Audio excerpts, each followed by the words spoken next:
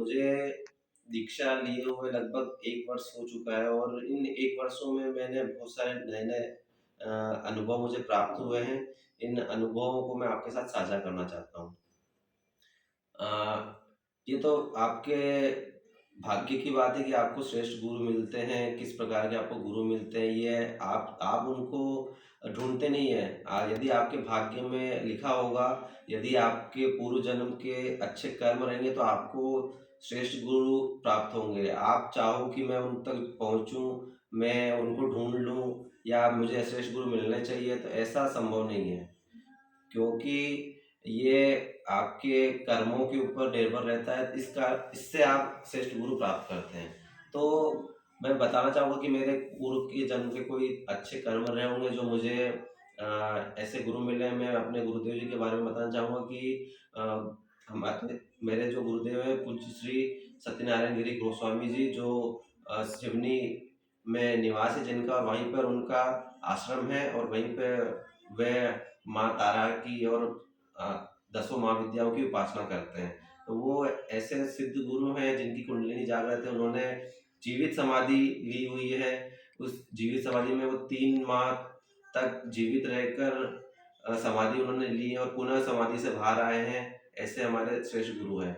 हम बात कर रहे थे कि क्रिया योग। क्रिया योग में जैसे कि मैंने आपको बताया कि मेरी दीक्षा को 1 वर्ष हो गया है। इन 1 वर्षों में मैंने धीरे-धीरे अपने गुरु से पूछ-पूछ कर अ, ये सब चीज़ें जानकारी पाई है कि कैसे-कैसे आपको एक पद्धति के अनुसार कार्य करना है, इस पद्धति में कैसे उपासना करनी है, किस प्रकार आपको कार्य करना है। तो मैं आपको बताना चाहूँगा कि एक क्रिया योग, इसी में थोड़े आपको अनुभव थोड़े दिनों बाद में आते हैं। पहले आप जाप करते हैं, धीरे-धीरे जाप करते हैं, माला घुमाते हैं, धीरे-धीरे उसकी संख्या आप बढ़ाते हैं, जाप करते हैं। पहले एक ही माला में आप थक जाएँगे, आपको 15 से 20 मिनट लगेंगे और आपका मन नहीं करेगा शुरुआत में। धीरे-धीरे आप जानेंगे कि एक माला करा और बस आज दिन भर में एक माला, आपको एक माला 100 माला के बराबर लगेगी। लेकिन धीरे-धीरे आप एक संकल्प लेके वो कार्य आप बढ़ाएँगे और आगे करेंगे, तो वो एक माला कब वो 20 माला, 25 माला, 40 माला में कन्वर्ट हो जाएगी, बदल जाएगी, आपको पता ही नहीं चलेगा। जब हम जाप करते हैं तो पहले, जैसा मैंने आपको बताया कि एक माला ही बहुत भारी हो जाती है, लेकिन समय के साथ-साथ संकल्प लेके जब आप उससे बढ़ाते हैं, तो वो धीरे-धीरे बढ़ते जाता है। अब मैं इस अपने अनुभव के अनुसार आपको बताना चाहूँगा कि मुझे जैसे गुरुजी से जो निर्देशन प्राप्त हुआ कि त्राटक, त्राटक इस प्रकार का होता है, जैसे जब आप जाप कर रहे हो तो एक ज्योति जला के उसके सामने करते हैं, तो उस ज्योति को, दीपक की ज्योति को आप देखते रहते हैं, तो देखते-देखते आपके जो शरीर में जो 7 चक्र हैं, तो आपका जो ये आज्ञा चक्र है, यहाँ पर जो आज्ञा चक्र होता है, इस त्राटक के माध्यम से आपका आज्ञा चक्र जागृत हो जाता है। तो आपको जो इस यदि आपका आज्ञा चक्र जागृत हो गया है, तो आपको कोई भी भविष्य में आपसे जुड़ी हुई या आपसे जुड़ी हुई नहीं भी हो, ऐसी भी घटनाओं का, बातों का आभास होने लगता है, आपको पूर्वानुमान होने लग जाता है। तो ये समय के साथ-साथ आता है, ऐसा नहीं कि आपने पहले दिन से ही करने लगे, लेकिन यदि आपको जो चीज़ें त्राटक से प्राप्त होने वाली हैं, तो वो जो 2-3 वर्षों में प्राप्त होने वाली है, वो आपको 6 माह, 1 वर्ष में ही आपको समझ में आने लग जाएगा। तो त्राटक का बहुत विशेष इसमें योगदान रहता है। ये भी क्रिया योग का एक भाग है। तो त्राटक आपको इसमें करना चाहिए। जाप, आप जैसे अब जाप की बात मैंने हुई, तो जब आप संकल्प लेके कोई भी कार्य करते हैं, तो उस संकल्प को आप पूरा करते हैं और संकल्प पूरा हो इसके लिए आप दिन-रात प्रयास करते हैं। तो जो क्रिया योग है उसके अंदर ये संकल्प भी आता है। क्रिया योग के अंदर बहुत सारी चीजें आती हैं, कोई एक पार्ट नहीं। त्राटक जैसे मैंने बताया, संकल्प लेके आपने कार्य किया, किसी विशेष नवरात्रि में आपने कार्य करा, गुरुदेव जी से हवन पूजन करवाया, ये सब क्रिया योग के अंदर आता है। क्रिया योग एक तो बहुत सारा विस्तृत कार्य क्षेत्र है, विस्तृत है। इसके अंदर हम एक चीज आती है कुंडलिनी।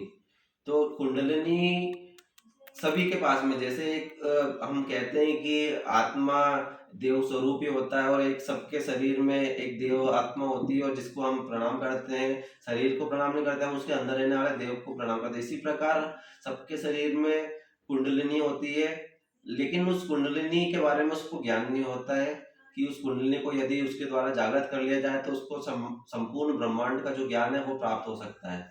तो इस क्रिया योग के माध्यम से हम उस कुंडलिनी को भी जगा सकते हैं, जो हमारे शरीर में, कुंडलिनी सभी के शरीर में रहती है, लेकिन जप के माध्यम से, उपासना के माध्यम से, गुरुदेव से मार्गदर्शन प्राप्त करके, क्रिया योग के माध्यम से उस कुंडलिनी को आप जागृत कर सकते हैं। यदि आपके द्वारा उस कुंडलिनी को जागृत कर लिया गया, तो आप जो चाहते हैं इस संसार में आप प्राप्त कर सकते हैं। आप रुपया, पैसा, किसी प्रकार की मनोकामना, और जो सर्वोच्च लक्ष्य है मानव जीवन का, मोक्ष, उसको भी आप प्राप्त कर सकते हैं यदि कुंडलिनी आपकी जागृत हो गई है तो। कुंडली जागरण के विषय में जैसा कि मैंने बताया, तो कुंडली जैसा मैंने बताया कि सभी के पास में कुंडली होती है। कुंडली जागरण सभी के शरीर में हो, लेकिन कुंडली को जागृत करना बड़ा कार्य है। अ, हमारे कुंडलिनी को हम ऐसा कह सकते हैं कि कुल देवी आपकी, कुल परंपरा से संबंधित हम कुंडली को जानते थे कि पहले के समय में हम कहते थे कि आपकी कुल देवी ये है, आपकी कुल स्वामिनी ये है, हम उसको पूछते थे। लेकिन आज के समय में ऐसा घालमेल हो गया है, क्योंकि अंग्रेजों का आक्रमण, विदेशी जो बर्बरता हमारे धर्म पर हुई, हमारे पद्धति पर हुई, हमारी पूजा पद्धति पर हुई, उसके कारण बहुत भ्रष्टता आ गई है। हमें आज के समय में पता नहीं है कि हमारी कुल देवी कौन है। तो कुल देवी को हम अपनी कुंडलिनी से भी जोड़ सकते हैं कि हमें, जैसे हमारी कुल देवी हमें नहीं पता, तो कुंडलिनी के बारे में भी हमें ज्ञान है। जिस व्यक्ति को अपनी कुल देवी के बारे में पता है, तो उसको उसकी कुंडलिनी के बारे में भी पता होता है। कुल कुल देवी यदि आपको मालूम है, तो कुल देवी के लिए विशेष प्रकार के पूजा पद्धति होती है, विशेष प्रकार के हवन पूजन किए जाते हैं। तो उनका जो कुल है, वो कुल एक अलग जगह पे एक श्रेष्ठ स्थान पे चले जाता है। लेकिन जिनको अपनी कुल परंपराओं, कुल देवताओं के बारे में नहीं पता, अर्थात अपनी कुंडली के बारे में नहीं पता, तो वो बस वही वही चक्कर लगाते रहते हैं। इसका एक उदाहरण के तौर पे आपको बताना चाहूंगा कि जैसे शिव परिवार को अपन लेते हैं। आपने वो कथा तो सुनी होगी कि जब भगवान गणेश और कार्तिकेय के मध्य में ऐसा भगवान शिव ने रखा कि जो एक इस पृथ्वी के पहला चक्कर लगा देगा, उसको श्रेष्ठ माना जाएगा, या एक और कह सकते हैं उसकी शादी पूर्व पहले की जाएगी। तो भगवान कार्तिकेय के पास में वाहन था, बड़ा वाहन था, तो वो उसके चक्कर, पूरे पृथ्वी के चक्कर लगाने के लिए निकल गए वो अपने वाहन पर बैठ के। लेकिन अब भगवान श्री गणेश ने क्या करा, माता पार्वती और शिव भगवान बैठे होते तो उनके एक परिक्रमा लगा के और वो आ गए। तो उनको उस चीज का ज्ञान था, उस परंपरा के बारे में मालूम था, इसलिए उन्होंने केवल अपनी एक पूजा पर, अपने ज्ञान के अनुसार केवल अपने माता पिता के एक परिक्रमा लगा ली, तो उनके भगवान वही हो गए। और इसके विपरीत कार्तिक भगवान ने पूरे विश्व का, पूरी ब्रह्मांड का चक्कर लगा के फिर वो आए। तो इसी प्रकार कुंडलिनी है, इसी प्रकार कुल देवी है। तो जिस व्यक्ति को मालूम होता है, वो तो भगवान श्री गणेश की तरह कम समय में ही उस ब्रह्मांड के चक्कर लगा सकता है। लेकिन जिसको ज्ञान नहीं होता है, वो पूरा विश्व का चक्कर लगाएगा और वहीं वहीं पे घूमता रहेगा। तो ये सब चीजें क्रिया में आती है। एक उदाहरण के लिए और आपको बताना चाहूंगा कि जैसे छत्रपति शिवाजी महाराज, छत्रपति शिवाजी महाराज की कुलदेवी का उनको ज्ञान था, कुलदेवी का उन्होंने पूजन करा। उस कुलदेवी ने स्वयं साक्षात प्रकट होकर उनको तलवार भेंट करी, और उस तलवार के माध्यम से उन्होंने इतना बड़ा साम्राज्य, हिंदू साम्राज्य स्थापित करा। तो जब हमारे सामने इतनी अच्छी श्रेष्ठ परंपरा है, हमने देखा है कि किस प्रकार कुलदेवी का यदि अपने को ज्ञान होता है तो हम कितने आगे पहुंच सकते हैं। तो ये भी सब चीजें क्रिया योग में शामिल होती है। तो बहुत सारा विस्तृत क्षेत्र है, लेकिन कुछ उदाहरण के तौर पे मैंने आपको बताना चाहा कि ये क्रिया योग किस प्रकार को हम उसको यदि थोड़ा सा धीरे धीरे जानेंगे तो उस क्षेत्र में हम आगे बढ़ते जाएंगे। मैं फिर अब अपने बारे में बताना चाहूंगा कि मुझे अपनी इस क्रिया योग कुंडलिनी शक्ति के बारे में कैसे ज्ञान हुआ। तो ये तो ईश्वर का कृपा रही और हमारे कुछ गुरुदेव का आशीर्वाद, सानिध्य प्राप्त हुआ कि मुझे ऐसे मेरे पूर्व जन्म के कर्म, मेरे प्रारब्ध के कारण मुझे गुरुदेव का सानिध्य प्राप्त हुआ। तो आपको यदि उस कुंडलिनी को जगाना है या उस कुंडलिनी को आपको प्राप्त करना, उसकी जानकारी चाहिए, तो आपको एक श्रेष्ठ गुरु का होना बहुत जरूरी है आपके जीवन में। और उस श्रेष्ठ गुरु को आप कैसे प्राप्त कर सकते हैं कि यदि जैसा मैंने बताया कि यदि आपके पूर्व जन्म के कोई कर्म ऐसे रहे हैं तो वो आपको श्रेष्ठ गुरु प्राप्त होंगे।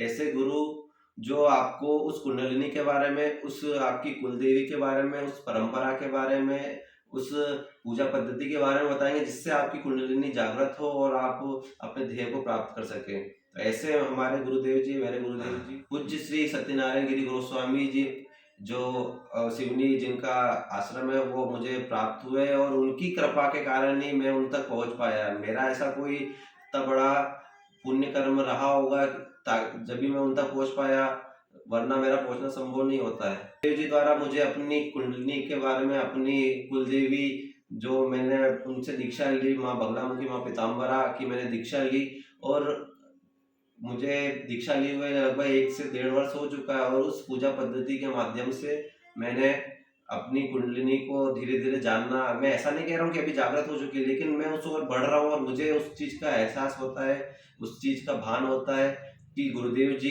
की एक शक्ति के कारण मैं उस कुंडलिनी को, अपनी कुलदेवी को जान पाया हूँ, पहचान पाया हूँ और आगे बढ़ रहा हूँ और धीरे-धीरे इस क्षेत्र में मैं कुंडलिनी को, क्रिया योग को, कुंडली की शक्ति को, सातों चक्र को कैसे जगाना है, अपने मूलाधार से आज्ञा चक्र तक जो आपके सातों चक्र रहते हैं आपके शरीर में, उसके बारे में जानकारी, अलग-अलग चीज़ें, उपासना पद्धति और जैसा मैं इस ज्ञान को सरल शब्दों में अपने अनुभव के आधार पर आप लोगों तक पहुँचा रहा हूँ, ऐसा प्रयास कर रहा हूँ। मेरा कोई ऐसा इतना बड़ा वक्ता नहीं हूँ मैं, लेकिन एक प्रयास कर रहा हूँ कि जो मैंने पाया है, जो मैंने सीखा है, उसको मैं आप तक साझा कर सकूँ। मेरे कहे हुई चीज़ों को आप फ़ॉलो मत करिए और ना मानिए, लेकिन मेरे जो अनुभव है उससे आपको सीखने को मिलेगा, तो मेरे लिए बहुत अच्छा रहेगा और ये कार्य, ये पद्धति, ये सब चीज़ें मैं तो कहूँगा गुरु मार्ग ही होके ही सीखिए। किसी के कहने पर वीडियो देखना चाहिए और उससे चीज़ें समझनी चाहिए, लेकिन आपको उस क्षेत्र में जाना है तो गुरुदेव का,